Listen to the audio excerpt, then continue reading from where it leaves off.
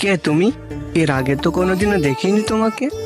সাহেব, আমার মায়ের শরীর খারাপ, তাই মা আমাকে পাঠিয়েছে কাজের জন্য। কাজের মাসির মেয়েটি তো খুব সুন্দরী, আর বাড়িতে কেউ নেই।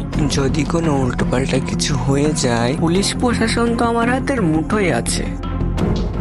শোনো, আমার তোমাকে অনেক পছন্দ হয়েছে। সোনা দানা টাকা পয়সা যা চাইবে তাই পাবে। এখন আমি যেটা বলছি সেটা শোনো। সব দরজা জানলাগুলো বন্ধ করে দিয়ে আসো।